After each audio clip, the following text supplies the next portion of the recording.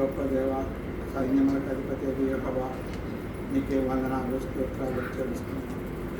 సారికి ప్రభా నీ సన్నిధికి ప్రభా మమ్మల్ని రానిచ్చి మా యొక్క కష్టాలు, మా యొక్క బాధల్ని నీ సన్నిధిలో కుమ్మరించుకొని తండ్రి ఈ ద్వారా మేము పొందుతున్న మేళ్లను బట్టి నీకు వందనాలు స్తోత్రాలు. తండ్రి మరి యొక్క చిన్న గుంపును ప్రేమించి నీ దాసుని ప్రేమించి ప్రభా మాకు ఈ యొక్క మంచి స్థలాన్ని ఇచ్చి నిన్ను స్తుతించుకోవడానికి, నిన్ను కనపరచడానికి ఇచ్చిన భాగ్యాన్ని బట్టి నీకు వందనాలు ప్రభా. తండ్రి మేమైతే మా సొంత జ్ఞానంతో మేము ఏదో మాట్లాడతాం, కానీ నీవైతే ప్రభా పరమ దేవుడు మహోన్నతుడు కాబట్టి నీ జ్ఞానంతో ప్రభా మాకు ఈ యొక్క వాక్యం బోధించమని కోరుచున్నాను ప్రభా. తండ్రి ఈ యొక్క ఆరాధనలో ఈ వాక్యంలో ప్రభా మీరు ఉండండి, మీరు మాతో మాట్లాడండి, మమ్మల్ని నడిపించమని, మీరే మహిమకంతా ప్రభావం పొందమని మా ప్రభుని ప్రియ రక్షణ చేస్తున్నాను కోరుచున్నాం తండ్రి. అందుకు వినిపిస్తున్నాను బయట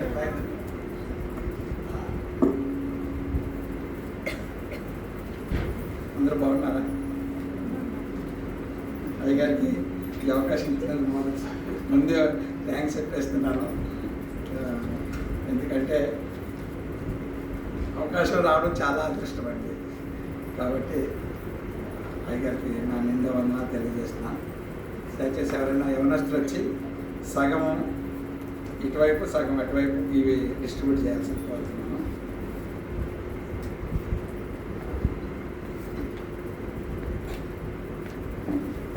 లెవెల్స్ ఆఫ్ క్రిస్టియన్ లైఫ్ మన యొక్క ఈరోజు లెసన్ యొక్క heading levels of Christian life. క్రైస్తవ జీవితంలో ఉన్న ఏమంటారు వాటిని steps levels of Christian life. ఇవన్నీ చెప్పడానికి కాదు, కానీ అందులో మనం ఏ స్టేజ్లో ఉన్నామో అది చెప్పడానికి ట్రై చేద్దామని అనుకుంటున్నా. ఒక పేపర్ అయ్యగారికి కూడా ఇవ్వండి, ఎందుకంటే రేపు నాకు ఏదైనా గైడెన్స్ దొరుకుతుంది అయ్యగారి దగ్గర నుంచి.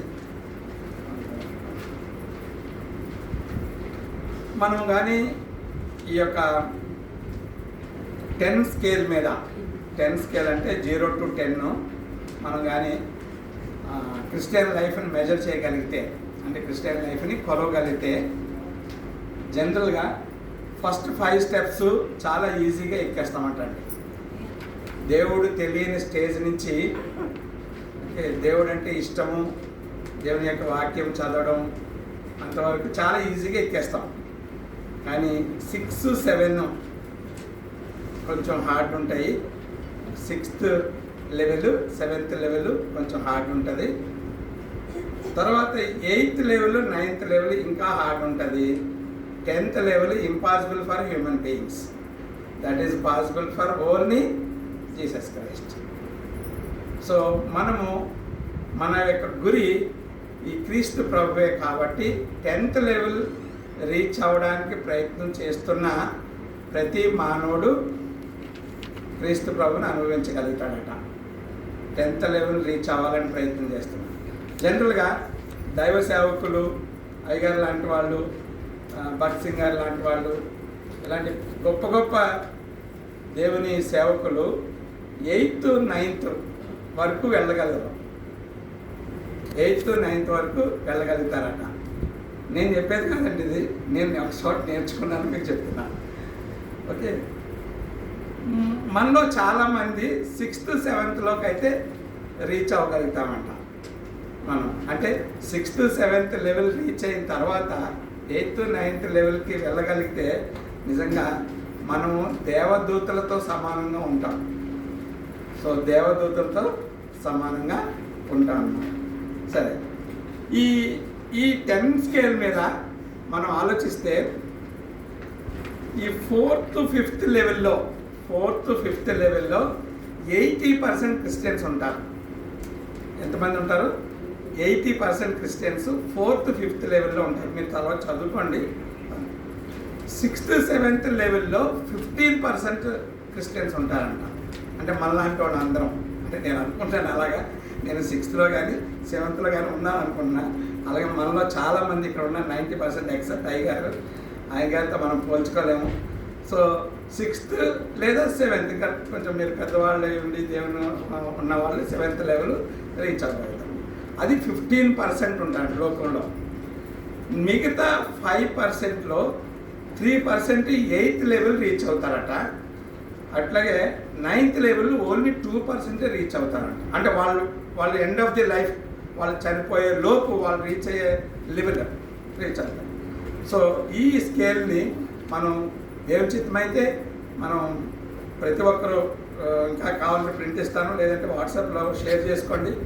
ఈ స్కేల్ మనం మన బెడ్రూమ్లో పెట్టుకోగలిగితే, మనం ప్రతిరోజు ఏ స్టేజ్లో ఉన్నాం. ఒక్కోసారి మనం ఏం చేస్తాము, పైకి స్టెప్ క్లైమ్ చేస్తాం, మళ్ళీ ఏం చేస్తాం, ఎందుకంటే ఆ స్టెప్స్కి ఏదైనా గమ్ ఉంటుందేమో, మరి మనకు తెలియదు. ఆ స్టెప్స్కి ఏమైనా గమ్ ఉంటుందేమో, మనం వెళ్తాము మళ్ళీ కిందకు వస్తాం, మళ్ళీ వెళ్తాము కిందకు వస్తాము. ఏది ఏమైనప్పటికీ ఈ లెవెల్స్ అనేవి మన జీవితంలో చాలా ఇంపార్టెంట్. ఎంత ఇంపార్టెంట్ అంటే నువ్వు క్రీస్తు ప్రభువులాగా ఉండగలిగే స్టేజ్కి చేరుకునేంత వరకు కష్టపడాల్సిందే. అయితే చాలామంది అంటారు, ఇంత కష్టంతో కూడిన జీవితం మనకెందుకు, నాకెందుకు? చాలా కష్టం కదా. క్రైస్తవ జీవితం అంటేనే కష్టం. ఎందుకంటే పర్ఫెక్ట్గా జీవించాలి. పర్ఫెక్షన్ అనేది చాలా డేంజరస్ వర్డ్. పర్ఫెక్షన్ అనేది చాలా చాలా డేంజరస్ వర్డ్. కాబట్టి ఈ పర్ఫెక్షన్ సైడు మనం ప్రయాణం చేయాలంటే చాలా కష్టం. కాబట్టి మనం ఏమనుకుంటామంటే, ఇంత ఎందుకు, చర్చికి వెళ్ళామా లేదా, వాక్యం నేర్చుకున్నామా లేదా, లేదా విన్నామా లేదా, ఆమెను చెప్పామా లేదా, అయ్యగారితో ఒక సిలువ వేయించుకున్నామా లేదా, ఇంటికి వచ్చామా లేదా, ఇదే చూస్తాం. అవునే కదా? నేను చాలాసార్లు అదే చూసాను, ఇప్పటికీ చాలాసార్లు అదే చేస్తాను. కానీ మనము ప్రయత్నం చేస్తే దేవుని యొక్క మహాశక్తి మనల్ని ముందుకి నడిపిస్తుందని నేనైతే నమ్ముతున్నాను. సో నేను ఇక్కడ ఉన్న వాళ్ళలో చాలామంది 6th, 7th లెవెల్లో, 6th అంటే కమిటెడ్ డిసైపుల్, 7th అంటే మెచ్యూర్డ్ బిలీవర్, ఈ 2 స్టేజ్లో ఉన్నారని నేను అనుకుంటున్నాను. అయ్యగారు అయితే స్పిరిచువల్ లీడర్ అని నేను అనుకుంటున్నాను. ఎందుకంటే నేను అన్ని డైరెక్ట్గా మాట్లాడతాను, ఏది ఇండైరెక్ట్గా మాట్లాడను. సో కాబట్టి మనము ఈ 6th, 7th లెవెల్లో ఉన్న వారికి తటస్థించే పరిస్థితులు కొన్నింటిని మనం నేర్చుకున్నాం. యాక్చువల్గా అయ్యగారు ముందే చెప్పారు, నీది 45 minutes టైం అన్నారు. జనరల్గా నేను 25 years టీచింగ్లో ఉన్నాను. నేను టీచింగ్ చేసిన సబ్జెక్ట్స్ 4 2 ఒకటి డిజైన్, 2 క్యాడ్ క్యామ్. ఈ 2 సబ్జెక్ట్స్ కూడా మినిమం 2 hours చెప్తేనే సబ్జెక్ట్ ముందుకు వెళ్తుందండి. ఒక రోజుకి 2 hours చెప్తేనే ముందుకెళ్తాను. కాబట్టి నాకు ఎప్పుడు 2 hours ఇచ్చేవారు. 2 hours అంటే 120 minutes, 100 minutes కాదు, 120 minutes. సో కాబట్టి నాకు అది అలవాటు అయిపోయి నేను మిమ్మల్ని మర్చిపోతున్నాను. సో అయ్యగారు నాకు గుర్తు చేశారు, you should restrict ever time for 45 minutes అని. దయచేసి ట్రై చేస్తాను, ఆ విధంగానే ముందుకు పోవడానికి చేద్దాం. యాకోబు రాసిన పత్రిక 1వ అధ్యాయము 3వ వచనం చదువుతాం. యాకోబు రాసిన పత్రిక 1వ అధ్యాయం 3వ వచనం. మీరు నానా విధములైన శోధనలలో పడినప్పుడు అది మహానందమని ఎంచుకొనుడి. మీరు నానా విధములైన శోధనలలో పడినప్పుడు అది మహా ఆనందం అని ఎంచుకోండి అంటారు. ఇంకో చోట బైబిల్ ఏముంటుంది, శోధన సహించువాడు ధన్యుడు అని కూడా అంటారు. అవునా కదా? శోధన సహించువాడు ధన్యుడు. మీకు శోధన కలిగితే అది ఆనందంగా ఎంచుకోండి అన్నారు. ఇది నిజంగా మనకు సాధ్యమేనా? మనకు సాధ్యమేనా? నేనైతే చాలాసార్లు డీల్లో పడిపోయాను. మొన్న సండే నైట్ సిక్ అయ్యాను. మండే, ట్యూస్డే, వెన్స్డే 3 రోజులు ఫుల్ సిక్ అయ్యాను. సిక్ అయినప్పుడు నేనేం ప్రార్థన చేసుకుంటూ ఏమంటున్నాను తెలుసా, నేను చావను, సజీవుడినై యెహోవా క్రియలు వివరించేదను అని కొన్ని 100 సార్లు చెప్పుకున్నాను. ఎందుకంటే నాకు బాధ్యతలు ఉన్నాయి. దేవా ఏంటి పరిస్థితి, కళ్ళు తిరిగేస్తున్నాయి, బిల్డింగ్ తిరిగేస్తుంది, ఏమవుతుందో నాకు తెలియదు. అది బీపీయా లేకపోతే ఇంకోటా నాకు తెలియదు. సో అన్నిసార్లు అలా అనుకోండి. తర్వాత 3rd డే నేను ఉండలేక ఒక ఫ్రెండ్ని పిలిచి నన్ను హాస్పిటల్ తీసుకుపో, నీకు తెలుసు కదా మిస్సెస్ తీసుకెళ్ళలేదు, ఆమె నన్ను తీసుకోండి, వచ్చేట్టు తీసుకెళ్ళాడు. ఆ సాయంత్రానికి కొద్దిగా అంటే నేను బాగానే ఉన్నాను, కానీ కూర్చుంటే కళ్ళు తిరుగుతున్నాయి, పడుకుంటే కళ్ళు తిరిగిపోతాయి. ఎందుకు తిరుగుతున్నాయో తెలియదు. బీపీ అంటే బీపీ నార్మల్గా ఉన్నట్టు అనిపిస్తుంది. అంటే అది శోధన, అది శోధన. సో కాబట్టి ఆ శోధన జయించడానికి నేనేం చెప్పుకోవాల్సి వచ్చిందంటే, నేను చావను, సజీవున్నై యెహోవా క్రియలను వివరించేదను అని.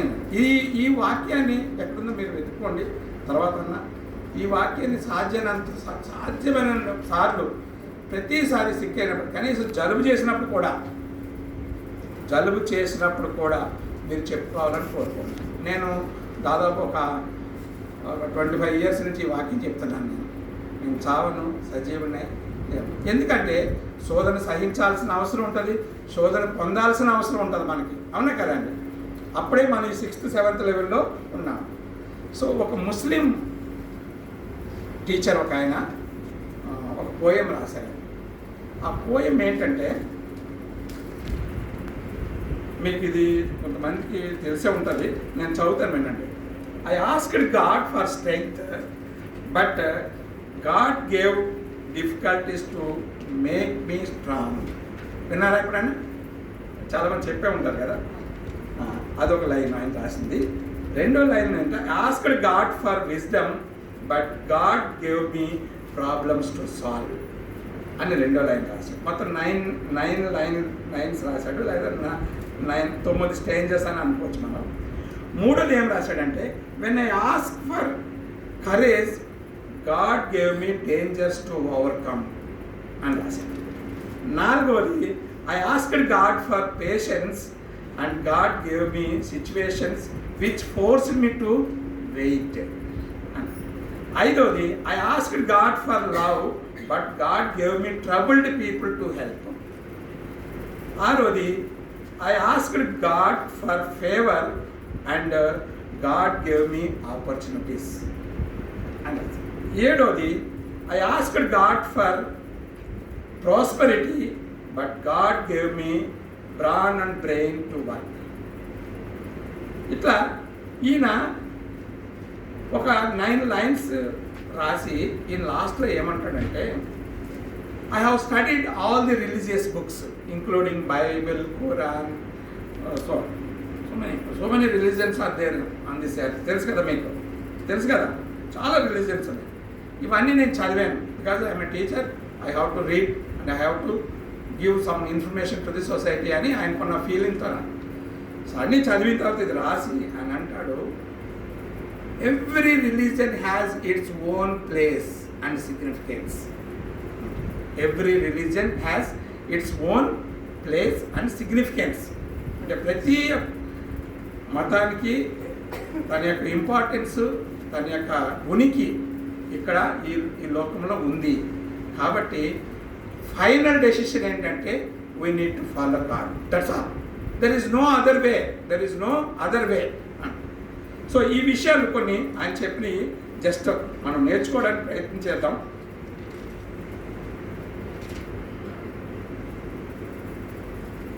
శోధన సహించువాడు ధన్యుడు. 2వ కొరింథీ రాసిన పత్రిక 12వ అధ్యాయం 7-10 చదవండి ఎవరైనా దయచేసి. నేను చదవమంటాను కానీ మీతో నేను రిపీట్ చేయలేను. ఒకసారి చూడండి. 2వ కొరింథీలకు రాసిన పత్రిక 12వ అధ్యాయం 7-10 ఎవరైనా చదవండి దయచేసి.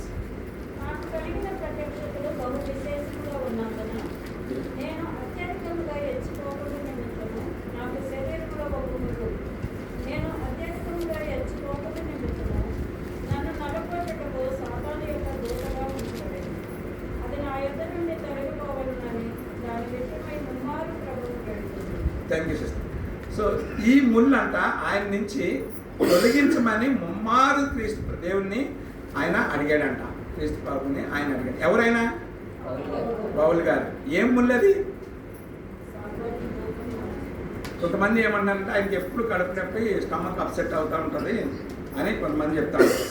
కొంతమంది ఏమో ఆయన చాలాసార్లు మర్డర్స్ చేశాడు కదా, సో ఒక రకమైన బలమైన ఏమంటారు, హృదయంలో గుచ్చుకుంటూ ఉంటుంది, ఇంత రక్తపాతం చేసావు అని, అందుకే ఆయన ముళ్ళలాగా ఫీల్ అవుతాడని కొంతమంది అంటారు.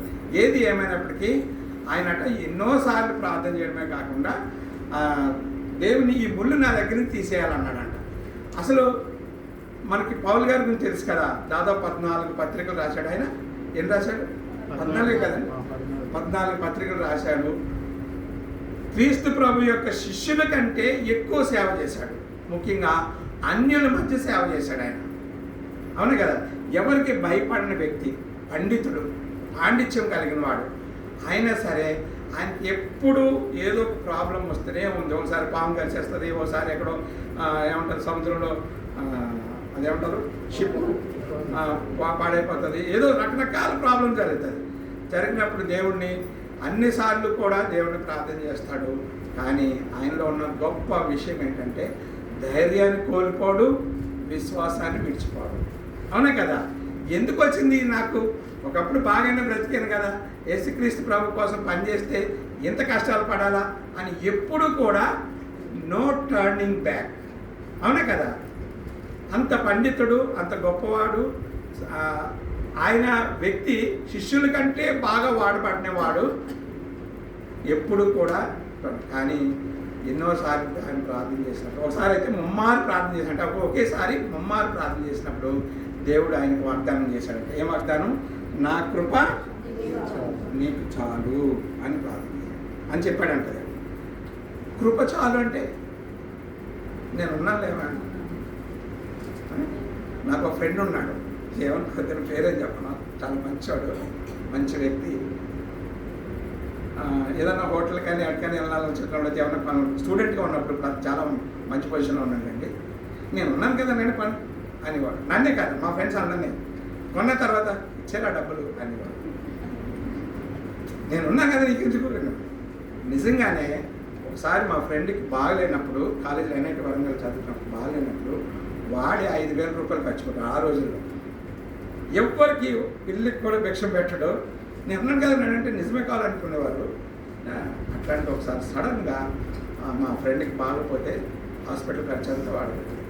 సో అంటే దేవుడు ఏంటంటే నా కృప నీకు చాలు, నేను ఉన్నా కదా నీకెందుకు అంటే నువ్వు చేయగలిగింది నువ్వు చెయ్యి, నువ్వు చేయగలిగేది నువ్వు చెయ్యి, నువ్వు చేయలేని రోజుని చూద్దాం, నువ్వు చేయలేని రోజుని చూద్దాం, నువ్వు చేయగలిగిన రోజు నువ్వు చెయ్యి. సో అట్లా. So when I ask God for strength, but God give me difficulties to make me strength, to make me strong, sorry to make me strong. మనలో చాలామంది డిఫికల్టీస్ అనేవి మనము ఫేస్ చేస్తామా, ఫేస్ చేయమా చెప్పాలి? చేస్తాం కదండి. మన లెవెల్లో మనం డిఫికల్టీస్ ఫేస్ చేస్తాం. ఐఏఎస్ ఆఫీసర్ ఫేస్ చేస్తున్నాం, ఫేస్ చేయలేకపోవచ్చు. లేకపోతే ఒక ఎమ్మెల్యే, ఎంపీ వాళ్ళు వాళ్ళకునే ప్రాబ్లమ్స్ వాళ్ళకున్నాయి, మనకునే ప్రాబ్లమ్స్ మనకున్నాయి. ఒక టీచర్కి ఉండే ప్రాబ్లమ్ టీచర్కి ఉంటుంది, ఒక పూజారికి ఉండే ప్రాబ్లమ్స్ పూజారికి ఉంటాయి కదండి.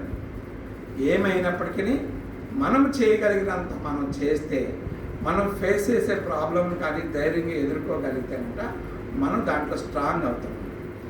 అది మనం పౌల్ గారి ద్వారా మనం నేర్చుకోవచ్చు. సెకండ్ది అయ్యగారు తొందరగా చెప్పమన్నారు కాబట్టి నేను ముందుకెళ్ళిపోతున్నాను, చాలా నేర్చుకున్నాను. కానీ second point, I asked God for wisdom but God gave me problems to solve.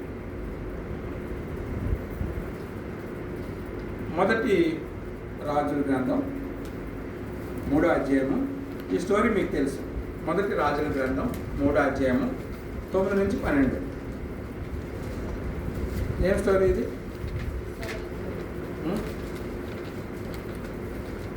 సొలొమోను తన యొక్క రాజుగా నియమింపబడిన, లేకపోతే రాజుగా ఎలక్ట్ చేయబడిన మొదటి రోజుల్లో దేవుని ప్రార్థన చేస్తాడు. ఏమని ప్రార్థన చేస్తాడు? దేవా, ఇంత గొప్ప జనంకి న్యాయం తీర్చగలిగేవాడు ఎవరున్నారు? నేను చిన్నవాడిని, చిన్న ఏజ్లో ఉన్నవాడిని, నాకు వీరికి న్యాయం తీర్చగలిగే ఒక వివేచన జ్ఞానం, లేకపోతే తెలివితేటలు, లేకపోతే విజ్డమ్ నాకు దయచేయి అని మాత్రమే ప్రార్థన చేస్తాను. అందుకంటే ఎక్కువ ప్రార్థన చేయడు. అప్పుడు దేవుడు ఇచ్చాడా లేదా? ఇచ్చాడు. ఆయన ప్రార్థన చేసిన కొన్ని రోజులకే ఒక ఇద్దరు లేడీస్, ఒక ఊరి నుంచి ఇద్దరు లేడీస్ వస్తారు, వచ్చి ఏదో స్టోరీ చెప్తారు. ఎంత మీకు తెలుసు ఏంటి, నా బిడ్డ చనిపోయింది, ఆమె బిడ్డ చనిపోయింది, నా బిడ్డ ఉంది కానీ ఇది నా బిడ్డ అంటుంది అని ఆమె అంటుంది. ఈయనకి ఏం చేయాలో తెలియదు, ఎందుకంటే ఎవరి బిడ్డ ఎవరు రాజుగారికి ఏం తెలుస్తుంది, తెలియదు. కాబట్టి ఆయన ఏం చేస్తాడంటే ఈ బతుకున్న బిడ్డను రెండుగా చెరగొట్టించాను. అప్పుడు నిజమైన తల్లి బయటపడతాడు. అవునా కదా? అంటే దేవుడు మనకిచ్చే జ్ఞానము మనం వాడుకునే విధానంలో కూడా ఉంటుంది. దేవుడు మనకి జ్ఞానం ఇస్తాడు, ఇస్తాడు కదా. ఇప్పుడు ఎవరైనా ఇద్దరు ముగ్గురు కొట్టుకుంటున్నారు, లేకపోతే తాగేసి రోడ్డు మీద చేస్తున్నారు, మనం వెళ్ళాం, ఇన్వాల్వ్ అవ్వాల్సి వచ్చింది, మనం ఒకడో అయిపోయి ఉన్నాం అనుకోండి, ఏమవుతుంది, ఇంకొకటి మనకు శత్రువు అయిపోతాడు. అవునా కదా? అంటే ఆ టైంలో దేవుడు మనకిచ్చిన జ్ఞానాన్ని దేవుని యొక్క కృపను బట్టి జాగ్రత్తగా వాడగలిగితే మనం ఆ ప్రాబ్లమ్ని సాల్వ్ చేయగలుగుతాం. అవునా కదండి? So when I ask God for wisdom, God gave me problems to solve. మూడోది ఫాస్ట్గా చెప్పిస్తున్నాను. మూడోది, when I ask God for courage and God gave me dangers to overcome. యెహోషువ తీయండి, యెహోషువ 1:9 ఏముంటుంది అక్కడ?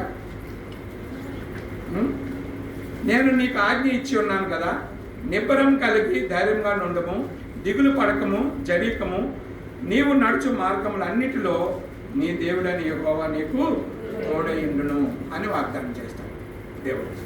ఎందుకు ఈ వాగ్దానం చేయాల్సి వచ్చింది? ఎవరు ఈ యెహోషువ? మోషే శిష్యుడు, మోషే తర్వాత ఇజ్రాయేలీల్ని నడిపించాల్సిన వ్యక్తి, అంటే నాయకుడు. మరి అటువంటి పరిస్థితుల్లో ఇతను జస్ట్ అప్పుడు ఏమనంటే ట్రైనీ అప్పుడే నేర్చుకున్నాడు దేవుని చిత్తం తెలుసుకోవడము, దేవుని యొక్క పని చేయటము, లేకపోతే మోషే చెప్పిన పనులు చేయడం అప్పుడే నేర్చుకున్నాడు. కానీ ఆల్ ఆఫ్ సడన్ దేవుడు మోషే గారిని ఏం చేశాడు? తీసుకెళ్ళిపోయాడు కదా. తీసుకెళ్ళిపోయినప్పుడు అంతే కదా, ఇంట్లో ఎవరైనా పెద్దవాళ్ళు చనిపోతే, ముఖ్యంగా ఎండింగ్ పర్సన్ చనిపోతే ఆ ఇంట్లో వాళ్ళ పరిస్థితి ఏంటి? చాలా దారుణంగా ఉంటుంది, అగమ్య గోచరంగా ఉంటుంది. అవునే కదా? ఏం చేయాలో తెలియదు. ఎండింగ్ పర్సన్ చనిపోతే అట్లా నడిపించే నాయకుడు సడన్గా డిజపియర్ అయిపోయేసరికి అతనికి ఏం చేయాలో తెలియలేదు. కాబట్టి అప్పుడు దేవుడు అతన్ని, నువ్వు ధైర్యం కలిగి నిబ్బరం కలిగి ముందుకు సాగిపో, నేను నీకు తోడై ఉంటాను అని చెప్పాడు. మరి తోడై ఉన్నాడా? మరి మనకు తోడై ఉంటాడా? మనం ఇప్పుడే చదివాం దానియేలు గ్రంథం 3వ అధ్యాయము 16 నుంచి 30 వరకు. అందులో ఏముందంటే, నెబుకద్నెజరేనా ఆయన, ఆ రాజు ఆయన పూజించమని ఏదో ఒక నియమం ఉంటారు కదా పక్కనే, వాళ్ళని ఏమంటారు? సలహాదారులు, అంతే కదా, సలహాదారులు ఉంటారు, మినిస్టర్స్ సలహాదారులు ఉంటారు. వాళ్ళందరూ రాజుగారిని పావనం చేసుకుందామని, రాజుగారి దగ్గర మార్కులు కొట్టేద్దామని నీకు నీ విగ్రహం పెడతాము, ఆ విగ్రహం అందరూ పూజించాలి అని ఒక కుట్రతో కూడిన ఒక యాక్టివిటీని స్టార్ట్ చేస్తారు వాళ్ళు. కానీ ఈ షడ్రక్, మేషక్, అబేద్నెగో ఈ స్టోరీ మనకు తెలుసు. అయితే వీళ్ళు ఏం చేస్తారంటే, రాజా నువ్వు రాజువే కావచ్చు, నువ్వు గొప్పవాడివే కావచ్చు, ఈ సామ్రాజ్యాన్ని ఇంకా చుట్టూ ఉన్న సామ్రాజ్యాన్ని నువ్వు జయించగలిగే శక్తి గలవాడివే కావచ్చు, కానీ నన్ను సృష్టించిన దేవాది దేవుడు ఒకడున్నాడు, ఆయనే మాకు దేవుడు, ఆయనే మా రాజు, ఆయనే మా నడిపింపు, ఆయనే మమ్మల్ని కాపాడే దేవుడు. కాబట్టి నీ విగ్రహానికి మేము పూజించము అని. అది డేంజరా? లేకపోతే అదొక ఛాలెంజేనా? ఒక రాజుగారికి ఛాలెంజ్ చేసేదే కదా అది ఒక ఛాలెంజ్, అంటే ఒక డేంజర్. ఆ డేంజర్ని ఎదుర్కోవడానికి, ఫేస్ చేయడానికి ఈ యొక్క ముగ్గురు వ్యక్తులు, షడ్రక్, మేషక్, అబేద్నెగో, ఇది మారు పేరువి ఇజ్రాయేల్. దానియేల్ పేరు ఏమిటి? బెల్షాజరా. ఈ షడ్రక్, మేషక్, అబేద్నెగో ఈ ముగ్గురు కూడా విడివిడిగా దేవుడిని ప్రార్థించడం, వాళ్ళు మళ్ళీ కలిసికట్టుగా ప్రార్థించడం, under the guidance, under the leadership of Daniel వాళ్ళ ముగ్గురు ప్రయాణం చేయడం, రాజుగారిని ఎదిరించడం, ఆ తర్వాత దేవుడు వారిని కాపాడడం మనం చూస్తాం. అంటే డేంజరస్ స్టేజ్లో మనం ఉన్నప్పుడు, డేంజరస్ పరిస్థితులు గుండా మనం వెళ్తున్నప్పుడు నిజంగా మనం నమ్మిన సిద్ధాంతాన్ని, లేకపోతే మనం నమ్మిన దేవుణ్ణి, లేకపోతే మనం తీసుకున్న ఆ ఓత్ని అంటే ప్రమాణం, ఆ ఓత్ని మనం గట్టిగా పట్టుకోగలిగితే మనము ఖచ్చితంగా ఆ డేంజరస్ పొజిషన్ నుంచి లేదా ప్లేస్ నుంచి మనం తప్పనిసరిగా జంప్ కాగలుగుతాం. అవునా కదా? అది when I ask God for courage, God give me dangers. కానీ నేను చాలాసార్లు నేను భయపడ్డాను. దేవుని ఎంత ప్రార్థన చేసినా, మోకాళ్ళ నుండి ప్రార్థన చేసినా, ఉపవాసం నుండి ప్రార్థన చేసినా, లేకపోతే ఎంతో వాక్యం చదివినా, ఎన్నోసార్లు బైబిల్ ఇక్కడి నుంచి చివరి నుంచి ఆ చివరికి చదివినా, ఎప్పుడు చూసినా అనారోగ్యం, అప్పులు, బాధలు, కష్టాలు. మనకు అవసరమా అనిపించేది, నిజంగానే అనిపించేది. నాకైతే నిజంగా అనిపించింది. నాకు తెలిసి 90% క్రిస్టియన్స్కి అనిపిస్తుంది. ఇంత కష్టంతో కూడిన లైఫ్ మనకు అవసరమా? వాళ్ళు చూడండి ఎలా ఉన్నారు, వీళ్ళు చూడండి ఎలా ఉన్నారు. వాడు శనివారం ఒకరోజే అక్కడెక్కడికో గుడికి వెళ్తాడు, ఒక కొబ్బరికాయ కొడతాడు, వస్తాడు. వాడు చూడు ఎలా ఉన్నాడు. కంపేర్ చేసుకోమా? ఎంతమంది కంపేర్ చేసుకున్నారు? నేనైతే కంపేర్ చేసుకున్నాను. అబద్ధం చెప్పకండి, ధైర్యంగా ఒప్పుకుందాం. ఎంతమంది కంపేర్ చేసుకున్నారు? కంపేర్ చేసుకుంటాం, చాలాసార్లు కంపేర్ చేసుకుంటాం. ఎందుకు కంపేర్ చేసుకుంటామంటే మనకంటే అన్వర్ది పర్సన్, మనకంటే తక్కువ చదువుకున్నవాడు, మనకంటే ఇండిసిప్లైన్ ఉన్నవాడు, తాగుబోతాడు, తిరిగిపోతువాడు, వాళ్ళు దేవుని భయం లేని వాళ్ళు శారీరకంగా అంటే ఫైనాన్షియల్గా లేదా ఈ లోకంలో మంచి పొజిషన్లో ముందుకు పోతూ ఉంటే మనకి ఏడుపు వస్తుంది. అవునే కదా? అడిగామా? నేనైతే చాలాసార్లు అడిగానండి, ఇంత కష్టమా, ఇంత బాధతో నేను నిన్ను ఫాలో కావాలా, ఇంత బాధతో నేను నిన్ను వెంబడించాలా అని అంటే దేవుడు నాకు ఏం చెప్పుంటాడు? సింపుల్, నా కృప చాలు.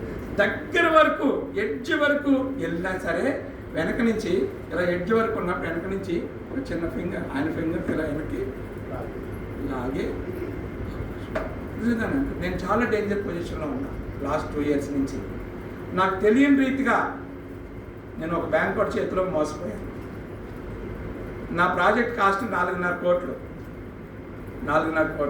వాడు ఏం చేశాడంటే ఆ మేనేజరు వాడికి ఉన్న లిమిట్ 2 crores అంట. ఆ సంగతి నాకు 2 years తర్వాత కానీ తెలియలేదు. 2 crores కాబట్టి 4.5 కోట్లని వాడు 3.5 కోట్లుగా మార్చి, అంటే డిపిఆర్లో డీటెయిల్ ప్రాజెక్ట్ రిపోర్ట్ అంటాం కదా, మార్చి దాంట్లోంచి 2 కోట్లు శాంక్షన్ చేశాడు. అంటే వాళ్ళ లెవెల్లో కంప్లీట్ చేసుకొని చేతులు దులుపుకొని పోయాడు. బలైంది ఎవరు? బలైంది నేను. నా వల్ల ఇంకెవరు బలయ్యారు? నా ఫ్యామిలీ బలయ్యారు. దేవుని నిందించాడు. చెప్తాను తర్వాత ఇంకా ఏం జరిగింది చెప్తాను. సో ఈ డానియేలు మీరు 16వ వచనం, 17వ వచనం, అలాగే 26, 28, 33 ఈ వచనం చదవండి. డానియేలు అంటే దేవుడు వారిని ఎలా నడిపించాడో, వాళ్ళు ఏం మాట్లాడారు. 16వ వచనంలో ఏమో చూడండి.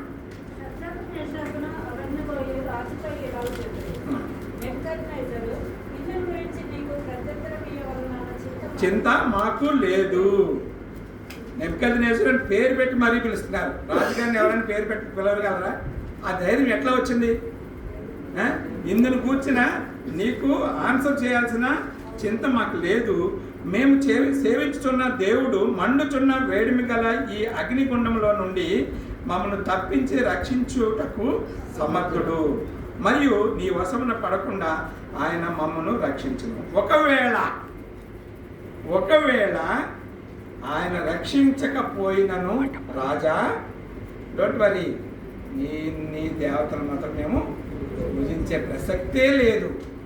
అది ఎంత ఛాలెంజింగ్తో కూడిన, డేంజరస్తో కూడిన డెసిషన్ అండి అది. అవునే కదా? ఛాలెంజింగ్తో కూడిన డేంజరస్తో కూడిన చాలా భయంకరమైన డెసిషన్. అంతేకాకుండా 26, 28, 30 చదవండి. 26లో ఏముంది? అంతటా నెబుకద్నెజరు వేడిమి కలిగి మండుచున్న ఆ అగ్ని చదవండి సిస్టర్ వచ్చి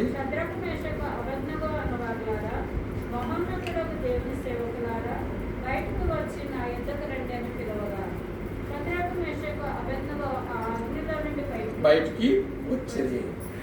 అధిపతులను, సేనాధిపతులను, సంస్థానాధిపతులను, రాజు యొక్క ప్రధాన మంత్రులను కూడి వచ్చి ఆ మనుషులను పరీక్షించి వారి శరీరములకు అగ్ని ఏ హానియు చేయకుండా, వారి తల వెంట్రుకలలో ఒకటైనను కాలిపోకుండా, వారి వస్త్రములు చెడిపోకుండా, అగ్నివాసన అయినను వారి దేహములకు తగలకుండా చూచి నెబుకద్నెజరు శద్రకు మేషకు అబేద్నెగో అనే వీరి దేవుడు కూర్చాడు. ఆయన తన దూత నంపి తనను ఆశ్రయించిన దాసులను రక్షించెను. Thank you sister. ఇంతకుముందు ఏం చేశాడంటే 19వ వచనం 20వ వచనం చదివితే ఆయన మహా ఉగ్రుడై మహా కోపం వచ్చి ఏం చేశాడు? ఇంకా ఎక్కువ అగ్ని వచ్చేటట్లుగా మీరు రెడీ చేయండి అని చెప్పి 7 ఇంతలని ఏదో ఉంటుంది కదా, 7 ఇంతలు రెడీ చేయని చెప్పి అప్పుడు బలిష్ఠులైన వాళ్ళతో లోపలికి వేస్తే వాళ్ళే చనిపోయారట.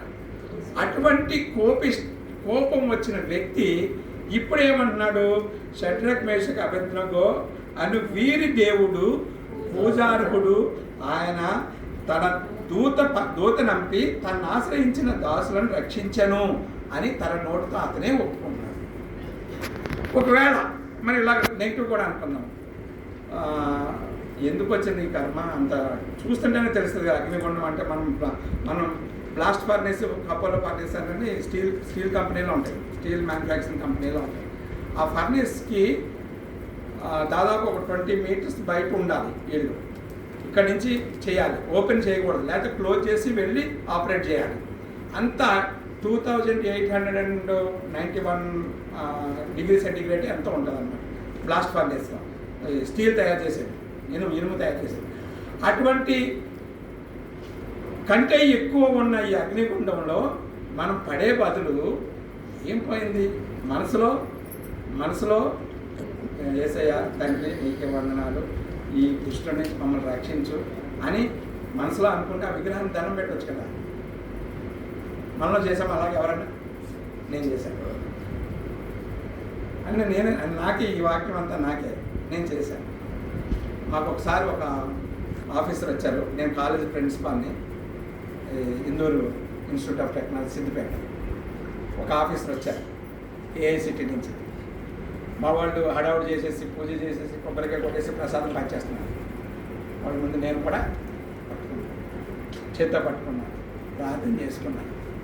దేవా, నేను చూస్తే ఆఫీసరు, నేను చూస్తే ప్రిన్సిపాల్ని, నేను ఏమాత్రం వాళ్ళకి నెగిటివ్గా ఇస్తే వీళ్ళు వచ్చిన ఇన్స్పెక్షన్ ఒకవేళ ఏదైనా బ్యాడ్ రిమార్క్ రాస్తే నా మేనేజ్మెంట్ నన్ను ఏమన్నా అంటుంది. కాబట్టి వాళ్ళ ముందు ఇది నేను తింటున్నా, నన్ను క్షమించండి అన్నా. నేను మిమ్మల్ని చేయమని చెప్పట్లేదు, అంటే నేను బలహీనుణ్ణి, మీ అందరి ముందు ఒప్పుకున్నాను నేను బలహీనుణ్ణి. కానీ షడ్రక్ మేషక్ అబేద్నెగో వాళ్ళు అలా చేయలేదంట. వాళ్ళు రాజా నువ్వు మమ్మల్ని చంపేసినా పర్వాలేదు, నువ్వేమైనా చేసినా పర్వాలేదు, కానీ మేము మాత్రం నీ విగ్రహానికి మేము ముఖం చేయమని. ఆ స్టేజ్లో మనం రాగలిగితే 7th ఆ లెవెల్లో మనం రాగలిగితే ఈ చార్ట్లో ఉన్న 7th ఏంటది? మెచ్యూర్డ్ బిలీవర్ అంట. మెచ్యూర్డ్ బిలీవర్లోకి ఆ స్టేజ్లోకి మనం వస్తాం. ఇది జరిగి 2018 అనుకోండి నాకు జరిగింది ఇది. సో అంటే ఒక్కోసారి మనము పరిస్థితులను బట్టి, ఎదుటి వ్యక్తిని బట్టి, లేకపోతే వారి మీద ఉన్న రెస్పెక్ట్ని బట్టి, లేకపోతే వాళ్ళకి ఉన్న పవర్ని బట్టి మనం లొంగిపోతాం. అవునా కదా? లొంగిపోతాం. ఆ లొంగిపోయే విధానంలో హిపోక్రసీ కూడా ప్రదర్శిస్తాం దేవుని దగ్గర. దేవునికి తెలీదా హిపోక్రసీ? కొన్నిసార్లు నేను ప్రసాదం తీసుకొని జేబులో వేసుకున్నాను. ప్రసాదం తీసుకొని జేబులో వేసుకుంటే ఆ ప్యాంటు బ్లాక్ ప్యాంట్ అయితే పర్వాలేదు, కానీ మామూలు వేరే ప్యాంట్ అయితే ప్యాంట్ అక్కడంతా ఏమవుతుంది, ఈ బెల్లము ఈ కలిపిన ప్రసాదం పెట్టారనుకోండి ఏమవుతుంది, అదంతా బయటకు వస్తుంది, అంతే కదా. అయితే ఒకసారి మా ఫ్రెండ్ ఉన్నాడు, కొంచెం పారేయచ్చు కదా, నీ సంగీతం తెలుసు కదా, పారేయచ్చు కదా. వాడు ఇండువేనా అని కాదు, వాళ్ళ పెద్దవాళ్ళు, మనం ఆఫ్టర్ వాళ్ళ ముందు మనం ఎందుకు వాళ్ళకి అభ్యంతరకరంగా ఉండాలి.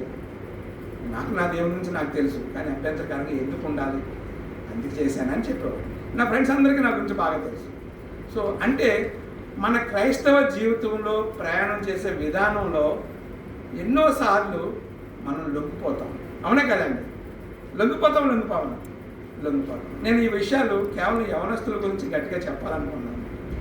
ఎదిరించే అవసరం లేదు, కానీ అదే సమయంలో మనం సులువుగా ఎలా తప్పించుకోగలమో ఆలోచించాలి. అలా ఆలోచించాలి అంటే ఖచ్చితంగా మన ప్రార్థనా జీవితం కలిగి ఉండాలి.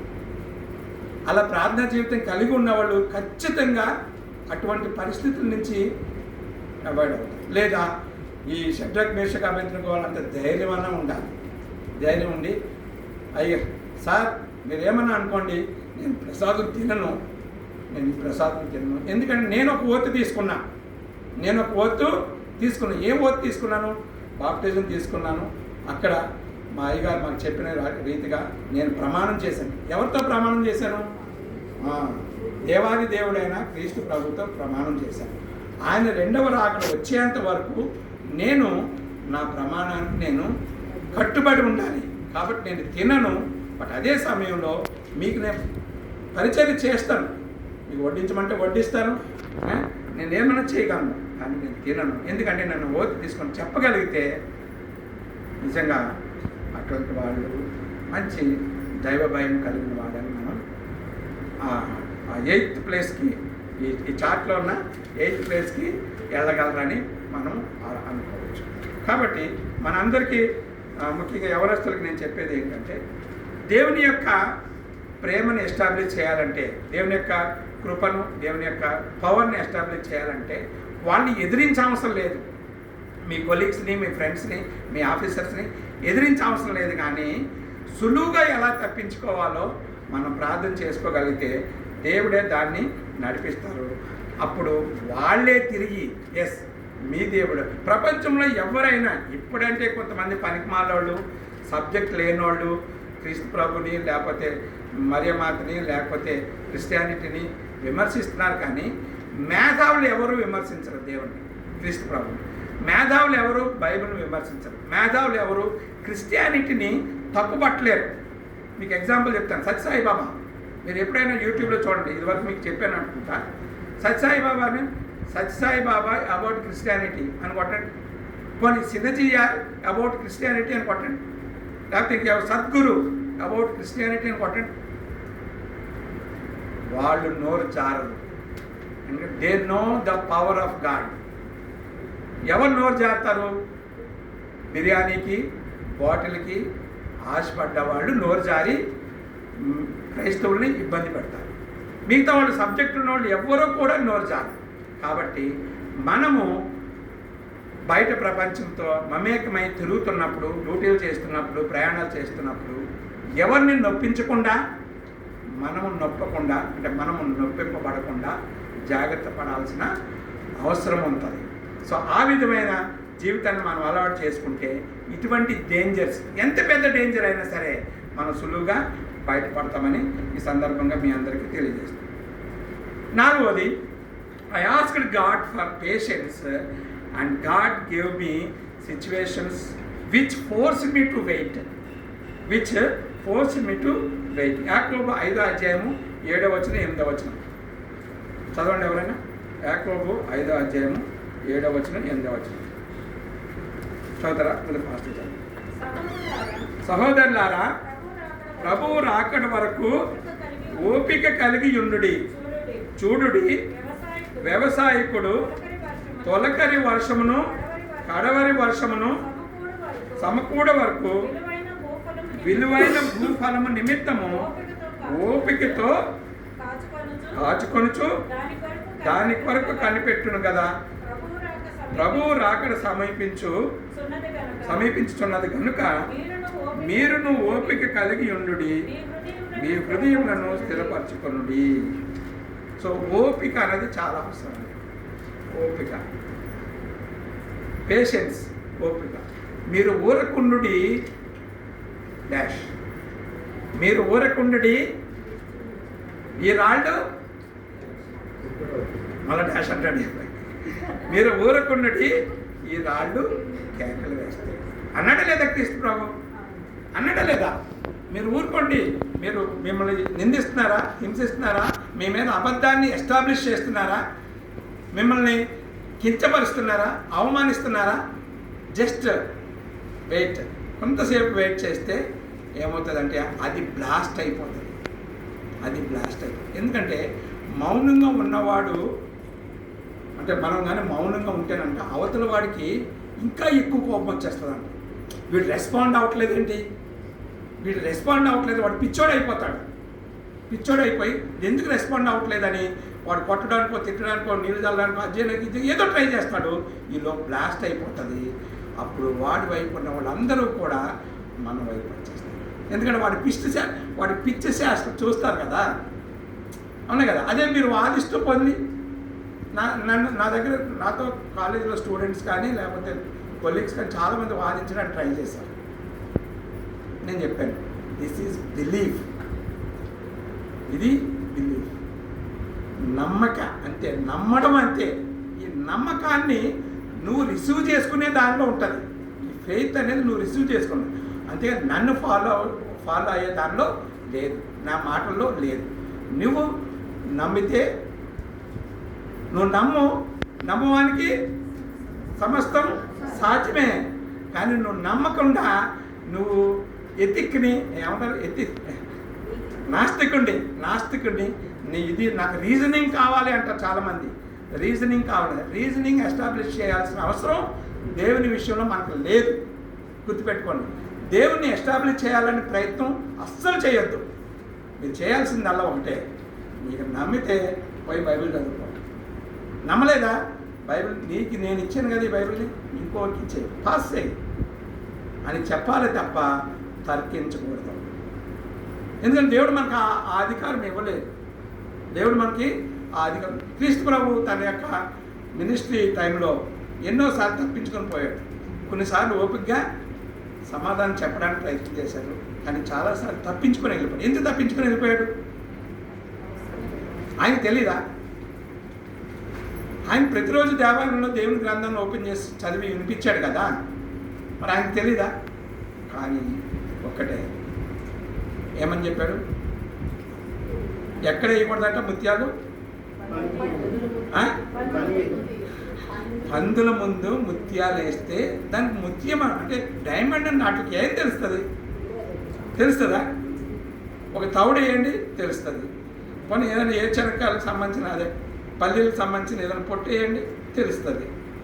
వాటికి రికగ్నైజ్ చేస్తుంది. 500 నోట్ కట్ట వేయండి తెలుస్తుందా దానికి? పోనీ ఒక బంగారు కమ్మ వేయండి తెలుస్తుందా? వాటికి తెలియదు. సో అంటే నేను మీ ఫ్రెండ్స్నో లేదా మీ కొలీగ్స్నో మిమ్మల్ని ఇబ్బంది పెట్టేవాడిని అలా ట్రీట్ చేయమని కాదు. అంటే దేవుడు మనకి ఒక వివేకము, వివేచన ఈ రెండు అలవాటు చేసుకోమని చెప్తున్నాడు. వివేకం వేరే, వివేచన వేరే. ఈ రెండింటిని ఇంగ్లీష్లో ఏమంటారు? ఇంగ్లీష్ వాళ్ళు చెప్పాలి. వివేకం అంటే ఎందుకంటే మీకు విజ్డమ్, వివేచన అంటే నాలెడ్జ్ అండ్ విజ్డమా? అంతేనా? నాలెడ్జ్ అండ్ విజ్డమ్ రెండు వేరే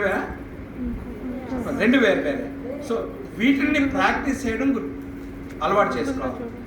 అంతేగాని మనం తర్కించకూడదు. ముఖ్యంగా కాలేజ్ స్టూడెంట్స్కి, యవనస్తులకి, సాఫ్ట్వేర్లో పనిచేసే వాళ్ళకి ఈ విషయం చాలా అవసరం. ఎప్పుడు కూడా తర్కించొద్దు. వాళ్ళు శుక్రవారం నాడు పూజ చేసి కొబ్బరికాయ పెడితే మీరు తినకూడదు, వాళ్ళని ఇబ్బంది పెట్టకూడదు అంటే ప్యాక్ చేసుకొని చేతిలో పట్టుకోండి. లేదు ప్రార్థన చేసుకొని తినాలనుకుంటే అది మీ విశ్వాసం మీద ఆధారపడి ఉంటుంది. నాలాగా అప్పుడప్పుడు పడిపోయే పరిస్థితుల్లో ఉంటే పడిపోయినా మళ్ళీ లేవడానికి ప్రయత్నం చేయవచ్చు. అంతే తప్ప మనము ఓడిపోకూడదు. మీకు యోబు గ్రంథంలో మీకు ఉంటుంది. యోబు స్టోరీ మన అందరికీ తెలుసు కదా. యోబు ఏం చేస్తాడు? ఒకడు వచ్చి ఇది పోయింది అంటే ఆయన ఏం చేస్తాడు? ఆయన నోటితో కానీ హృదయంలో కానీ దేవుని పట్ల వ్యతిరేకత వ్యక్తం చేయలేదంట. మరి వ్యతిరేకత వ్యక్తం చేయలేదు. చివరికి ఆయన భార్య వచ్చి కూడా, మీకు 1వ అధ్యాయము 20-22 వచనాలు, 2వ అధ్యాయము 9-10 వచనాలు ఉంటాయి, తర్వాత చదవండి. ఆయన భార్య కూడా వచ్చి సమస్తం పోయింది కదా, ఇంకెందుకు దేవుని దూషించాడు. దేవుని దూషిస్తే వచ్చేస్తాయా? అతను ఒక రకమైన డైలమాలో ఉండి, ఇది దేవుడు చేశాడా, సైతాన్ చేసిందా, లేదా సైతానికి దేవుడు అధికారం ఇచ్చాడా, ఏది లేని, అంటే ఏది డెసిషన్ తీసుకోలేని డైలమాలో ఉన్నాడే తప్ప ఎక్కడా కూడా దేవునికి వ్యతిరేకంగా ఒక్క మాట కూడా పలకలేదట. అవునే కదా, మనం చదువుకుంటాం కదా మొత్తం యోగ గ్రంథం అంతా చదివి. తర్వాత ఫ్రెండ్స్ వచ్చినప్పుడు కూడా, వాళ్ళు రకరకాలుగా వేధించినప్పుడు కూడా, అప్పుడు కూడా ఒక్కసారి కూడా దేవుని పట్ల ఒక్క మాట కూడా తూలిపోలేదట. అంత గొప్ప భక్తుడిగా కొనేవాడు. తర్వాత ఏమైంది? తన యొక్క సహనం, తన యొక్క పేషెన్స్ ఏం చేసింది? డబుల్ ఫోల్డ్, రెట్టింపు ఆశీర్వాదాన్ని అతను చూడగలిగాడు. అంటే మనం ఊరకుండితే, మనం మౌనంగా ఉంటే, మనం దేవునితో మాత్రమే ఫైట్ చేస్తే, మనుషులతో కాదు సుమా, సైతాన్తో అసలే కాదు, దేవునితో మాత్రమే పెనుగులాడితే, దేవునితో మాత్రమే ఫైట్ చేస్తే, దేవుని సన్నిధిలోనే సహనం కలిగి మనం ఉంటే, మన యొక్క శత్రువులు, మన యొక్క ప్రాబ్లమ్స్ అన్నీ దేవుడు ఒక టైంలో, ఒక మెచ్యూర్ టైం వస్తుందంట. దానికి ప్రతి ప్రాబ్లంకు మెచ్యూర్ టైం వస్తుంది, తెలుసు కదా. ప్రతి ప్రాబ్లంకి జ్వరం వచ్చిందనుకోండి 7 days ఉంటుంది, జలుబు వచ్చిందనుకోండి 7 days ఉంటుంది, అంటే వీక్నెస్తో సహా ఉంటుంది. సో అంటే వచ్చింది అనుకోండి, దాన్ని మనం సహనంతో ఎదుర్కోగలిగితేనట ఆ యొక్క తర్వాత వచ్చే విజయానికి ఇంకా మన ఆనందం సరిపోదు. ఆ విజయాన్ని అనుభవించడానికి మన ఆనందం కానీ, మన యొక్క ఇది కానీ సరిపోదు. కాబట్టి పేషెన్స్ కలిగి ఉంది. 5వ point, when I ask God for love but God give me troubled people to help. మనం దేవా నీ ప్రేమ నాకు చూపించు అంటాం. ఈ అమ్మాయి నన్ను ప్రేమించలేదు, నా తల్లిదండ్రులు నన్ను ప్రేమించలేదు, నా ఫ్రెండ్స్ నన్ను ప్రేమించట్లేదు, నా పట్ల ఎవరికీ అభిమానం లేదు, ప్రేమ అభిమానం ఎవరికి ఏమీ లేదు, నేను ఒంటరి వాడిని ఈ లోకంలో అనుకుంటాం. అలా అనుకున్న వాళ్ళు ఎంతమంది ఉన్నారు ఇక్కడ? ఎవరు లేరా? నిజంగా నేనైతే అనుకుంటాను. ఏంటి అన్నీ ఈ లెసనే నా కోసం అండి, ఈ లెసనే నా కోసం. నేను చాలాసార్లు పెళ్ళి అయిన తర్వాత, పెళ్ళికి ముందు మా మదర్తో ఒకసారి ఏం చెప్పానంటే, నేను డిప్లొమా పాస్ అయిన తర్వాత జాబ్కి వస్తే ఇక్కడ పటాన్చేరులో 650 రూపాయలు శాలరీ. 650 రూపాయలు శాలరీ అయితే 92లో అయ్యాను. 650 రూపాయలు శాలరీ అయితే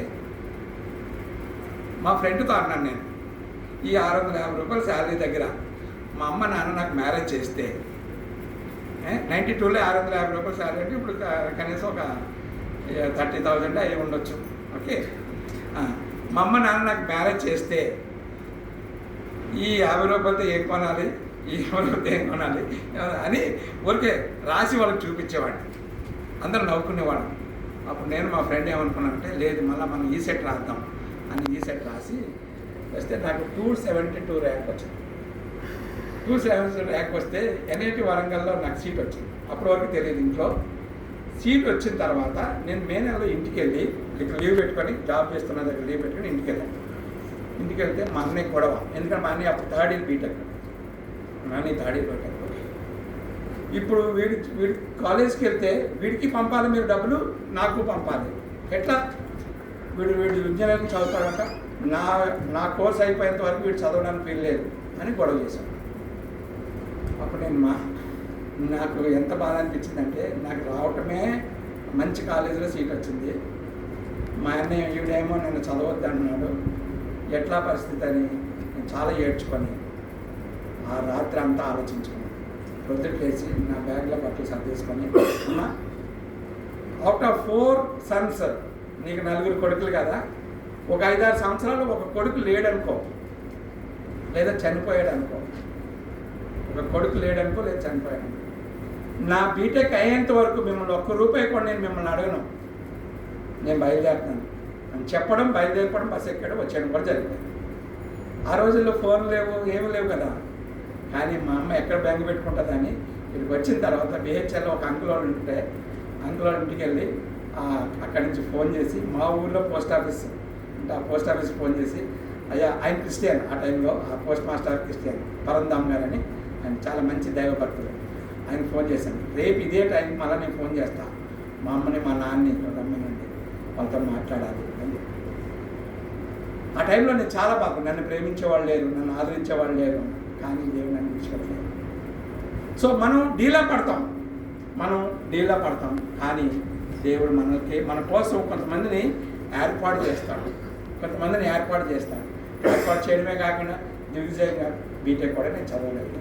అంటే ఇక్కడ మనము ప్రేమ లేదు, దేవుడు మా ఏదో సౌండ్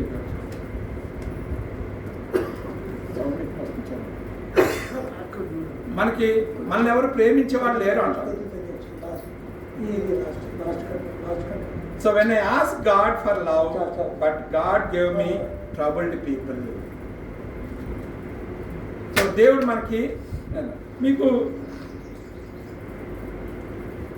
బైబిల్లో చాలా చోట్ల ఒకరినొకరు ప్రేమించుడి అని ఉంటుంది, అవునా? క్రీస్తు ప్రభు ఎన్ని ఆజ్ఞలు ఇచ్చాడు మనకి?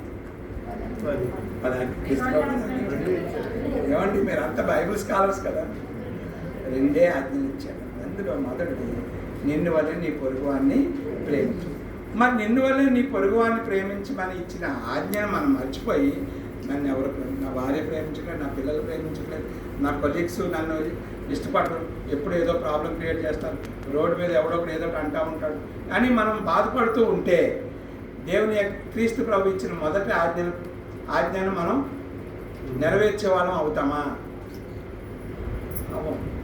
మరి ఈ పరిస్థితులు ఎదురవుతున్నాయి కదా. ఎదురవట్లేదా చెప్పాలి. లూకా సువార్త 10వ అధ్యాయము ఇందాక చదివాం కదా.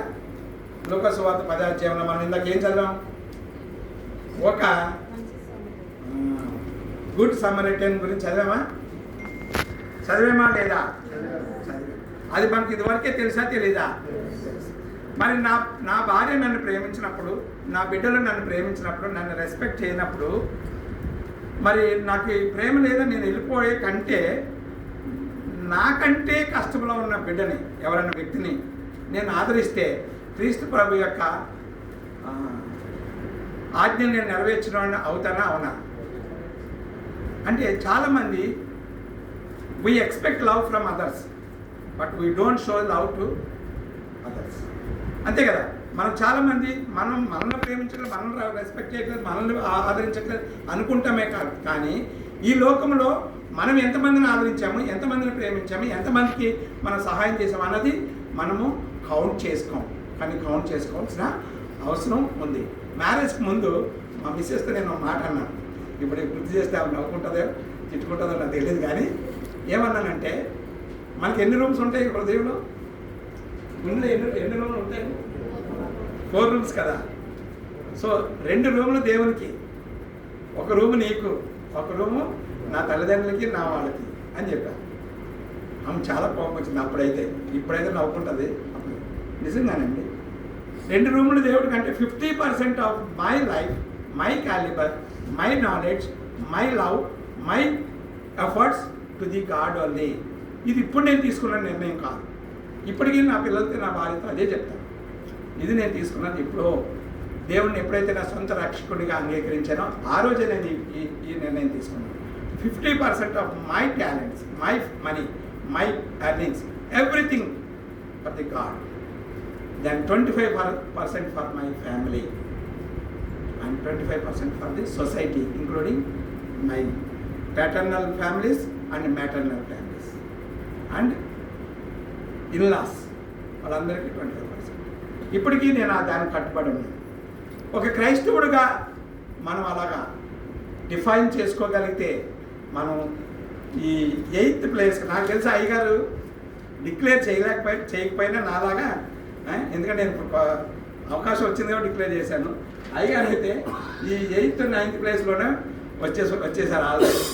ఎందుకంటే ఆయన కొన్ని వేల మందికి సువార్త చెప్పి, కొన్ని వేల మందిని ప్రేమించి, కొన్ని వేల మందిని దేవుళ్ళలోకి నడిపించి చేశారు. భగత్ సింగ్ గారు, ఎన్ డానియల్ గారు, జాషువా డానియల్ గారు, జోబ్దాస్ డానియల్, అంటే నాకు తెలిసిన భక్తుల గురించి చెప్తున్నాను. తర్వాత తమిళనాడు దినకరన్ గారు, వీళ్ళందరూ దేవుని కోసం గొప్ప గొప్ప కార్యాలు చేసిన వాళ్ళే. కారణం ఏంటంటే they divided their life into 3 parts. 50% for God, 25% for family and 25% for society. అలా మనం కానీ క్రిస్టియన్ లైఫ్ని అలవాటు చేసుకోగలిగితే అప్పుడు when I ask God for love, God gave me troubled people to help. దేవుని యొక్క నామంలో అనేక మందికి మనం హెల్ప్ చేయగలం. హెల్ప్ అంటే కేవలం డబ్బులు కాదండి, బట్టలు కాదండి, ఒక మాట కూడా చాలా హెల్ప్.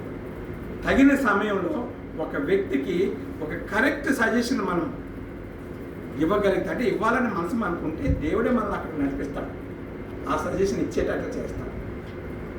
మనకి ఇవ్వాలనే మనసే లేదనుకోండి, వాడు బాగుపడితే నాకేంటి అనుకున్నాం అనుకోండి, దేవుడు మనకు ఆ థాటే ఇవ్వనోడు, థాటే రానివాడు దేవుడు, అవునా కదండి. సో అట్లా. సో కాబట్టి ఈ ముగ్గురిలో యాజకుడు వచ్చాడు, లేవీలు వచ్చాడు, సమరయుడు వచ్చాడు. ఈ ముగ్గురిలో నీ పొరుగు వారు ఎవరు అని అతన్ని క్రీస్తు ప్రభు అడిగినప్పుడు సమరయుడు అని చెప్తాడు. చెప్పడం నాలెడ్జ్ అంతే ఈజీయే, కానీ చేయడమే చాలా కష్టం. సో అలా మనం చేయగలిగితే అప్పుడు దేవుడికి మనం వీటిని ఆనబెట్టగలం, అంటే దేవునికి మనం రెస్పాన్స్ ఇవ్వగలం అన్నమాట. ఆరోది చూస్తాం. I asked for favor and God gave me opportunities. Favour అంటే తెలుసు కదా, ఏంటి ఫేవర్ అంటే? ఇంగ్లీష్లో చెప్పాలి, మీరు అంతా ఇంగ్లీష్లో చెప్పండి. ఫేవర్ అంటే ఏంటి? చిన్న ఫేవర్ చేయొచ్చు కదా అంటాం మన క్లాస్లో కదా. క్లాస్లో కూర్చున్నప్పుడు మనం అరే చిన్న ఫేవర్ చేయాలి నాకు. ఏం ఫేవరు? నేను బయటకు పోతున్నాను, సార్ ఇప్పుడే బయటకు వెళ్ళాడని చెప్పరా.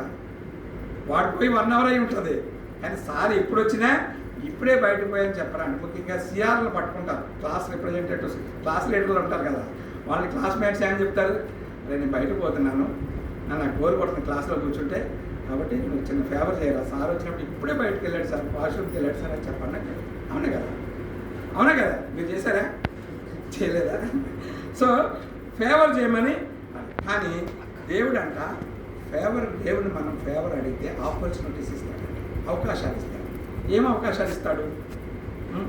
నాకు వాక్యం చెప్పాలని ఫేవర్ చేయండి సార్ అని అడిగాను. నాకు వాక్యం చెప్పినాడు ఇదివరకు చాలాసార్లు, ఆల్మోస్ట్ మంత్లో 2 times 3 times అని నేను వాక్యం చెప్పుకోవడానికి వెళ్ళిపోయాను.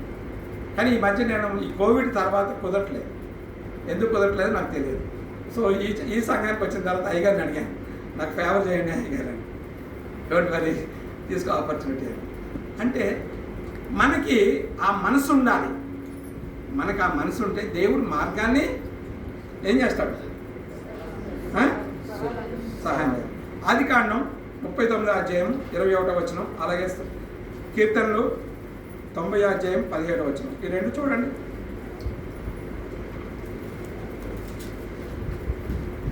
ఆదికాండం 39:21. అదొక స్టోరీ. ఏంటది? యోసేపుని కూర్చున్న స్టోరీ. యోసేపు ఏమంటాడు? సరసాల్లో ఉన్నప్పుడు, సరే మీరు తీయలేకపోతున్నారు కాబట్టి ముందుకు వెళ్ళిపోతుంది, ఎందుకంటే టైం అయిపోతుంది. సరసాల్లో ఉన్నప్పుడు ఏమంటాడు? ఎవరికో ఒక కళ వస్తుంది, ఆ కళని ఎక్స్ప్లెయిన్ చేస్తాడు. ఎక్స్ప్లెయిన్ చేసి నువ్వు వెళ్ళినప్పుడు నాకు కొంచెం ఫేవర్ చేయి, రాజుగారి దగ్గరికి వెళ్ళినప్పుడు నాకు కొంచెం ఫేవర్ చేయండి. సో అతను అడిగిన request God converted into opportunity. అవునా కదా? మరి అదే ఆ విల్లింగ్నెస్, వాళ్ళకి ఆ కళలు ఎక్స్ప్లెయిన్ చేసే విల్లింగ్నెస్ లేకపోతే ఆ యొక్క మనసు యేసుకు లేకపోతే దేవుడు ఆపర్చునిటీ ఇచ్చుండేవాడా? చెప్పాలి, ఇచ్చుండేవాడు కాదు. అంటే మనలో విల్లింగ్నెస్ అనేది ఉంటే దాన్ని God will convert into opportunity అన్నమాట. అలాగే 90 కీర్తనలో చూడండి. మా దేవుడైన యెహోవా ప్రసన్నత మా మీద నుండును గాక, మా చేతి పనిని మాకు స్థిరపరచుము, అని. అంటే ఆ విల్లింగ్నెస్, మేము చేసే కష్టాన్ని మా చేతిలో ఉండేటట్లుగా నువ్వు చెయ్యి, మేము సంపాదించే డబ్బుని మా చేతిలో ఉండేటట్లు చెయ్యి అనే ఆసక్తిని ఎప్పుడైతే దేవుని దగ్గర మనము ఎక్స్ప్రెస్ చేస్తామో దేవుడంట దాన్ని స్థిరపరచాలి. మన దేవుడు ఎటువంటి వాడు తెలుసా? లేని దాన్ని పిలిచి దాన్ని స్థిరపరచాలి. ఏంటది? మన దేవుడు ఎటువంటి వాడు? లేని దాన్ని పిలిచి. యోసేపు లేనివాడు, అమ్మివేయబడ్డవాడు, దాసుడు, అటువంటి వాడిని పిలిచి ప్రైమ్ మినిస్టర్ చేసి స్థిరపరచండి. అవునే కదా? దావీదు గొర్రెలు కాసుకునేవాడు, అతనికి రాజుకి ఎక్కడ చాలా దక్కటి నాలుగులోకి అనుకున్నంత డిస్టెన్స్ ఉంది. అయినా సరే దావీదుని పిలిచి స్థిరపరిచి, పిలిచి నిలబెట్టి స్థిరపరిచి. రత్నాకర్కి ఏమీ లేదు. రత్నాకర్ అనేవాడు ఒక బర్రెలు కాసుకునే పొజిషన్. కానీ దేవుడు తన యొక్క మహాకృపను బట్టి పిలిచి నిలబెట్టి 8 డిగ్రీలు ఇచ్చాడు. ఇంకా చదువుకున్నాను నేను. మా బాబుతో నాకు ఎల్ఎల్ఎం చదవాలన్నది. ఆమె ఎల్ఎల్బి జాయిన్ అయినప్పుడు నేను ఎల్ఎల్ఎం చదవాలన్నది. మనమే ఎల్ఎల్బి అయిపోయింది ఆమె. అంటే నీకు గొప్ప కాదు, లేని దాన్ని దేవుడు పిలిచి దాన్ని స్థిరపరుస్తాడు. When you have that type of willingness, అది రిసీవ్ చేసుకునే విల్లింగ్నెస్ నీకు ఉండాలి. ఆ రిసీవ్ చేసుకునే విల్లింగ్నెస్ లేకుండా బ్లేమ్ గేమ్ ఆడకూడదు. దేవుడితో ఏం ఆడకూడదు? Blame game. వీళ్ళు ఎలా ఉన్నారు, వాళ్ళు అలా ఉన్నారు, వీళ్ళని ఎలా ఆశీర్వదించావు, వాళ్ళని అలా ఆశీర్వదించావు, నాకేంటి పరిస్థితి, నేనేం పాపం చేశాను, నేనేం తప్పు చేశాను అని దేవుడితో బ్లేమ్ గేమ్ ఆడకూడదంట. బ్లేమ్ గేమ్ ఆడకూడదు. దేవా నేను చేసింది ఎక్కడో పొరపాటు చేశాను, నేను బ్యాంక్ వాడితో జాగ్రత్తగా లేను కాబట్టి నేను ఒక అగాధంలో పడ్డాను, ఇక్కడి నుంచి నువ్వు తీయని ప్రార్థన చేస్తాను తప్ప నన్ను ఎందుకు పంపించావు అని నేను ప్రార్థన చేయట్లేదు. నేను అలా ప్రార్థన చేయట్లేదు. నేను ఎలా ప్రార్థన చేస్తానంటే ఇక్కడి నుంచి నన్ను బయటికి తీ. ఇంకేమైనా ప్రార్థన చేస్తా అంటే, నువ్వు నాకు వెదజల్లి విస్తరించిన వారు కలరు, వెదజల్లి విస్తరించిన వారు కలరు, తర్వాత బిగబట్టి లేమికి వచ్చిన వారు కూడా కలరని బయలుదేరు. ఉందా లేదా? అంటే నేనేమైనా ప్రార్థన చేస్తా అంటే, నువ్వు నాకు వెదజల్లే మనసు ఇచ్చావు అని. ఏది నీకేమైనా వస్తుందా? నీ దగ్గరికి ఏమైనా వస్తుందా? ఇద్దరికి ఏమైనా వస్తుందా? రావట్లేదు కదా? వస్తుందా ఏమైనా? రావట్లేదు. పోనీ వస్తుందా రాదా? వచ్చిందా లేదా? దేవుడు నా చేతులు నింపితే నేను వెదజల్లడానికి రెడీగా ఉన్నా. కానీ నాకు తెలుసో తెలియకో సైతాను శోధనం, నేను అగాధంలో ఉన్నా, పట్టుమని ఒక 500 రూపాయలు కూడా నీ సన్నిధి నేను తీసుకురాలేకపోతున్నా ఈ టైంలో. మరి నా పరిస్థితి ఏంటి? నీదే బాధ్యత. నా ఒంటరిగా నేను అలాగే ప్రార్థన చేసుకుంటాను. వెదజల్లే మనసు ఇచ్చావు, వెదజల్లించావు. ఇదివరకు నేను స్టూడెంట్గా ఉన్నప్పుడే 7 గ్రామాల్లో 7 విలేజెస్లో ఎల్లకుర్తి, ముప్పారం, ధర్మసాగర్ అనే కాజీపేట సరౌండింగ్స్లో ఉన్న గ్రామంలో నెలకి 5 కేజీలు చొప్పున 70 మంది ముసలోళ్ళకి నేను రైస్ సప్లై చేశాను. దాదాపు 9-10 సంవత్సరాలు. మ్యారేజ్ అయిన తర్వాత కూడా మా మిస్సెస్ తెలుసు. నేను ఇలా ఫోటోలు అన్నీ ఉన్నాయి నా దగ్గర. నాకు అంత మనసు ఇచ్చావు, కానీ రీసోర్స్ ఏది? Where is the resource? ఎవరు ఇవ్వాలి ఆ రీసోర్స్? దేవుడే ఇవ్వాలి. అంతేగాని మనమంతటా మనము చేయలేము. లాస్ట్ అండ్ ఫైనల్గా చెప్పి ముగిస్తాను. అయ్యగారు ఇంకొక 5 minutes. I asked God for prosperity and God gave me brawn and brain to work. brawn అంటే స్ట్రెంగ్త్, బ్రెయిన్ అంటే తెలివి. సో నేను ఏమడిగాను? దేవుణ్ణి ప్రాస్పెరిటీ అడిగాను. ఇప్పుడు నేను అడుగుతున్నాను, దేవా ఈ అగాధంలో వచ్చి నేను బయటకు తీసుకొచ్చి నాకు ప్రాస్పెరిటీ నాకు ఇవ్వు. మరి నాకు ఇస్తే నేను ఏం చేస్తాను? నీకోసం పని చేస్తాను, నీకోసం ఖర్చు పెడతాను, నీకోసం. నేను ఎవరో ఫండ్స్ ఇస్తారనో లేకపోతే నేను ఎప్పుడూ ఎవరిని ఫండ్స్ అడగలేదు. నాకు ఎన్జిఓ ఉంది, నాకు ATG 12 అన్నీ ఉన్నాయి, కానీ నేను ఎప్పుడు ఎవరిని ఫండ్స్ అడగలేదు. తెలుసుకొని ఇచ్చిన వాళ్ళు ఉన్నారేమో కానీ, వాళ్ళ నోటి దగ్గర ఎన్జిఓ ఉందని తెలుసుకొని ఇచ్చిన వాళ్ళు ఉన్నారు, కానీ నేనైతే నా నోటితో ఎవరిని ఎప్పుడు పంచాలి. సో నువ్వు నాకు ఇవ్వు, నువ్వు ప్రాస్పెరిటీ ఇస్తే నేనేం చేస్తాను, దాన్ని వెదజల్లుతాను. సో మీకు ద్వితీయోపదేశకాండం 8వ అధ్యాయం 18వ వచనం, ద్వితీయోపదేశకాండం 15వ అధ్యాయం 10వ వచనం, సామెతలు 2వ అధ్యాయము 6వ వచనం, ఓకే, కీర్తనలు 18వ అధ్యాయం 32వ వచనం, మత్తయి సువార్త 25వ అధ్యాయం 1వ వచనం, ఆదికాండం 31. వీటన్నిటిలో మనం చూస్తే వెదజల్లడం అంటే ఏంటో, ప్రాస్పెరిటీ అంటే ఏంటో దేవుడు మాట. మీకు కావాలంటే మీకు ఇది నేను పంపగలను, వాట్సాప్లో పంపగలను. సో మనము సంపాదించుకున్నది యూటిలైజ్ చేసే విధానంలో దేవుడు మన ప్రాస్పెరిటీని డిసైడ్ చేస్తాడు. అవునా కాదా? ఎంతమంది ఒప్పుకుంటారు? మనం సంపాదించిన దాన్ని యూటిలైజ్ చేసే అంటే ఉపయోగించే విధానంలో మన ప్రాస్పెరిటీని డిసైడ్ చేస్తాం. కొంతమంది పిసినారాలు ఉంటారు. వాడి నెలకి ఒక 50,000 వచ్చింది అనుకోండి, ఒక 20,000 ఖర్చు పెట్టుకొని ఫ్యామిలీ కోసం మిగతా 30,000 బ్యాంకులో వేసుకుంటాడు. లైఫ్ లాంగ్ నెల 30,000 జమ చేస్తాడు తప్ప అతను అనుభవించడు. అవునా కదా? Is it prosperity? చెప్పాలి. Is it prosperity? వాడు చెప్తాడు, నా బ్యాంక్ బ్యాలెన్స్ మీకు తెలుసా, నాకు ఎంత ఇల్లు ఉందో నీకు తెలుసా అని బయట ఎవరితోనో గొడవ అయితే చెప్తూ ఉంటాడు అలా. కానీ ఆ విధమైన ప్రాస్పెరిటీ మనకు వద్దు. మన ప్రాస్పెరిటీ ఎలా ఉండాలంటే ఆ సీజన్లో ఒక మంచి చెట్టు ఫలించే మామిడి చెట్టు ఉంటుంది చూడండి, మ్యాంగో ట్రీ. సీజన్లో ఏం చేస్తుంది అది? అవునా? అరటి చెట్టు ఫలిస్తుందా? అరటి చెట్టుకి మామిడి చెట్టుకి తేడా ఏంటి చెప్పండి మీరు ఎవరన్నా?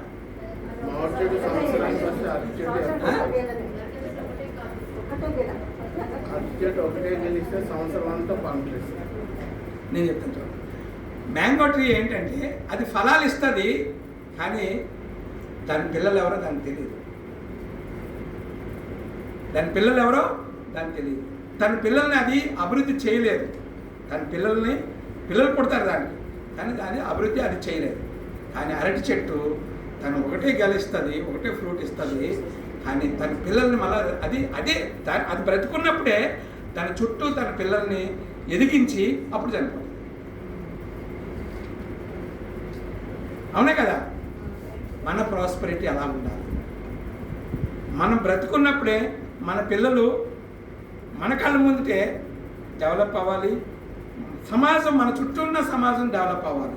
మన చుట్టూ ఉన్న సమాజం మనల్ని చూసి ఈయన చాలామంది హిందువులు, అమ్మ మీరు వచ్చి ముందు అడిగి పెట్టండి అమ్మ మీరు అంటారు తెలుసా.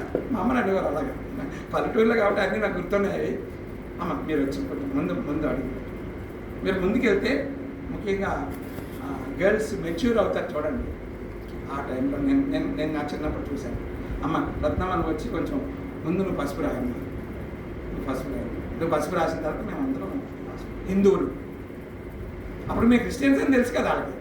ఆయన హిందువులు అట్లా క్యాస్ట్ ఏం కాదండి. మా చుట్టూ చాలామంది కాస్ట్లు ఉంటారు. క్యాస్ట్తో రాదు. అమ్మ రత్నమ్మలు వచ్చి ముందు పసుపు. అంటే ఒక అరటి చెట్టు తను బ్రతుకున్నప్పుడే తన పిల్లల్ని తానే పోషించేస్తుంది. అది పిల్లలు అయ్యి ఇంక ఫలాలకు వచ్చే టైంలో అదేమవుతుంది? నేల కొరిగిపోతుంది. సో మనం కానీ ఈ విధమైన ప్రాస్పెరిటీ ఆశిస్తే మనం చిలువల పలవల్లాగా అభివృద్ధి చెంది సమాజానికి ఉపయోగపడతాం. ఎప్పుడైతే మనం సమాజానికి ఉపయోగపడతామో దేవుడు ఆ సమాజంలో ఉన్న ఆత్మల్ని తన వైపు తిప్పుకుంటాడు. మనం సొంతంగా సువార్త చేయవసరం లేదండి. మన జీవితమే ఒక సువార్త, మన లైఫే ఒక సువార్త. అది మనం అలవాటు చేసుకోవాలి. అలా అలవాటు చేసుకున్న రోజుని మనము ఇప్పుడు నాకు తెలిసి మనలో 6th, 7th లెవెల్లో ఉంటాము. నాకంటే సీనియర్స్ భక్తులు 7th లెవెల్లో ఉంటే, నాలాంటి వాళ్ళు 6th లెవెల్లో ఉంటే, అయ్యగారు అయితే 8th, 9th లెవెల్లో ఉంటారు. సో ఈ లెవెల్స్ మనం రీచ్ అవ్వగలుగుతాం. మనం బ్రతికున్నప్పుడు లోపే 9th లెవెల్ కానీ మనం రీచ్ అయ్యి మనం పనిలోకి వెళ్ళిపోతే ఆ యొక్క ఫలాలు మన పిల్లల ద్వారా దేవుడి సమాజానికి అందిస్తాడు. Just like banana tree. దేవుడి మాటలు దీవించను గాక. Thank you very much.